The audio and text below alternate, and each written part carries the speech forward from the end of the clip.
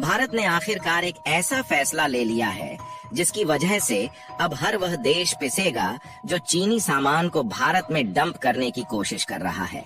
इसका हाल ही में काफी बड़ा सबूत मिला है और भारत के साथ FTA साइन कर चुका साउथ ईस्ट एशियन देश अब भारत के गुस्से का शिकार होने वाला है। दरअसल चीन ने अपने ऊपर लगे प्रतिबंधों से बचने के लिए एक नया तरीका निकाला है और तरीका यह है कि अपने बनाए सामान को ऐसे देशों के जरिए एक्सपोर्ट किया जा रहा है जिन देशों के साथ Bharat free trade agreement sign कर चुका है। यह नया देश है वियतनाम, जहां चीन की वजह से इंडस्ट्रियलाइजेशन काफी बड़े पैमाने पर शुरू हो चुका है और एक ऐसा प्रोडक्ट और सेक्टर भारत की नजर में आ चुका है जिसकी वजह से भारत को वियतनाम से नुकसान पहुंच रहा था। पूरी डेवलपमेंट क्या है इस वीडियो में समझने वाले हैं। भारत जिस तरह से इन देशों को सबक सिखाने वाला है उसके लिए इस वीडियो को एक लाइक जरूर करें। साथ ही इसी तरह और भी नॉलेजेबल वीडियो देखने के लिए चैनल को सब्सक्राइब जरूर करें। मेन खबर यह है कि भारत के DGTR यानी कि directorate general of trade remedies के पास भारतीय ग्लास मैन्युफैक्चर की तरफ से एंटी डंपिंग ड्यूटी की शिकायत दर्ज की गई है। इस शिकायत में कहा गया है कि वियतनाम से इल्लीगली भारत में टेम्पर्ड ग्लास की डंपिंग की जा रही है।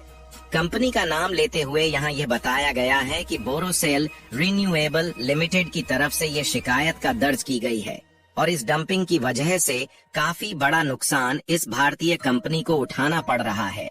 आपकी जानकारी के लिए बता दें कि टेम्पर्ड ग्लास का इस्तेमाल एक बड़े लेवल पर ऑटोमोबाइल इंडस्ट्री से लेकर कंस्ट्रक्शन सेक्टर में किया जाता है।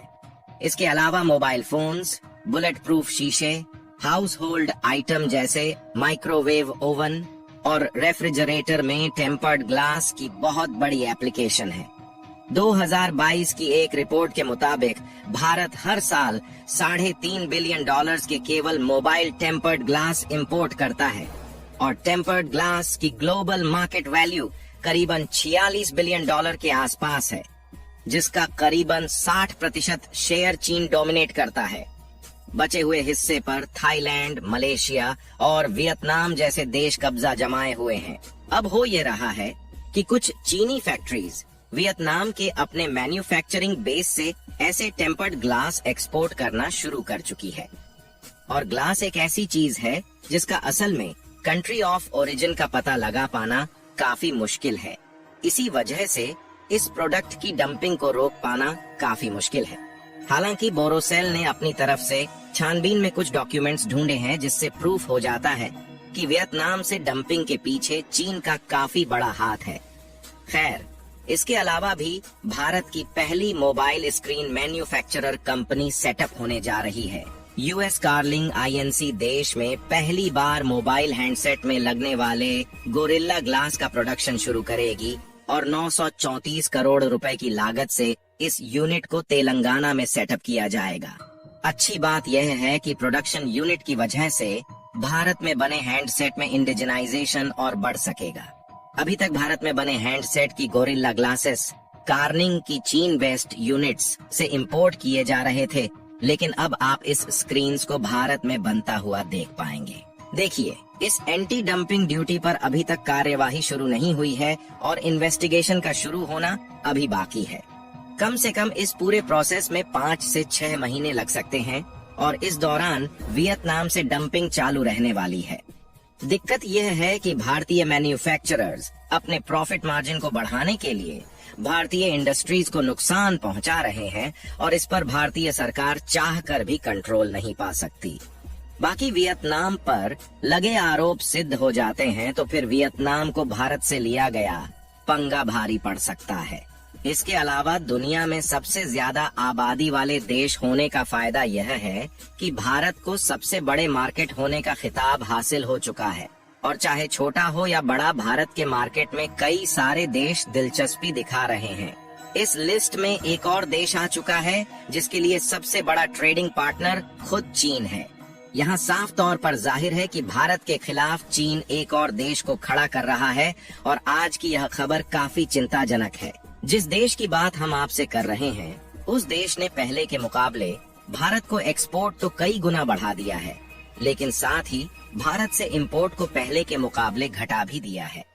यह देश है कंबोडिया, जिसका सबसे बड़ा ट्रेडिंग पार्टनर चीन है और कंबोडिया के 33% मार्केट में फिलहाल चीनी प्रोडक्ट्स राज करते हैं। हाल ही में आई चिंताजनक रिपोर्ट के मुताबिक कंबोडिया से भारत को होने वाले एक्सपोर्ट में 55% का उछाल आया है और 2023 के पहले 11 महीनों में कंबोडिया भारत को 264 मिलियन यूएस डॉलर का एक्सपोर्ट कर चुका है। अब बायलैटरल ट्रेड को देखते हुए भले ही एक अच्छी खबर है, लेकिन भारत को इस व्यापार में नुकसान उठाना पड़ रहा है। कंबोडिया के बढ़े हुए एक्सपोर्ट की वजह से भारत और कंबोडिया के बीच बायलैटरल ट्रेड की वैल्यू को 443 मिलियन यूएस डॉलर तक पहुंच चुकी है। लेकिन कंबोडिया ने एक्सपोर्ट बढ़ाने के साथ भारत से इंपोर्ट को 22% गिरा दिया है।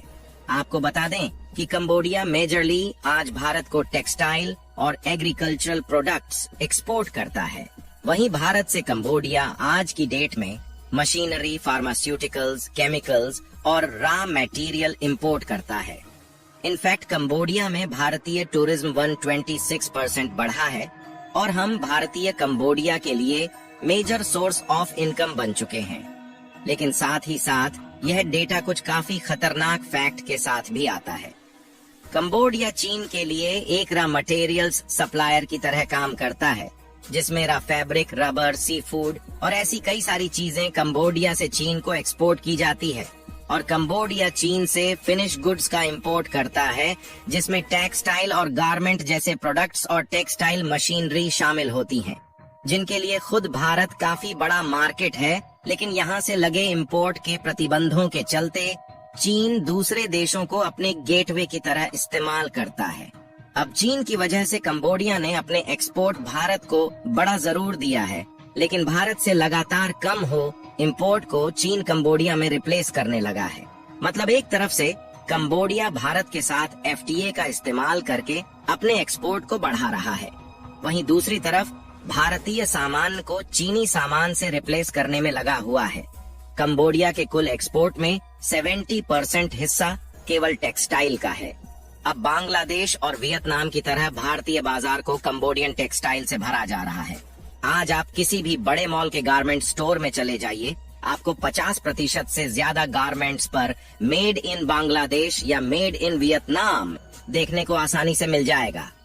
सरकार और हम जैसे कंज्यूमर्स को पता है कि इसकी वजह से भारतीय टेक्सटाइल इंडस्ट्री में क्या फर्क पड़ रहा है, लेकिन ये सब जानते हुए भी हम प्रोडक्ट्स पर कंट्री ऑफ ओरिजिन के टैग पर ध्यान नहीं देते और बिना सोचे समझे भारतीय कपड़ों की जगह विदेशी सामान खरीद लेते हैं।